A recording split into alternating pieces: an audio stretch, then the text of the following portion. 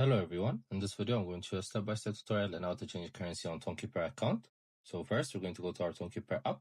Since we're logged in, we're going to click on settings. So as you can see, there's the currency option. We're going to click on it. Then as you can see, there are different currencies in this app. So depending on your preferences, depending on what you're using, you guys could change it. Just click on it, then it's going to change it. As you can see, I've changed it to Euro. Then I've changed it back again to USD. So this is an easy step. This is an easy tutorial.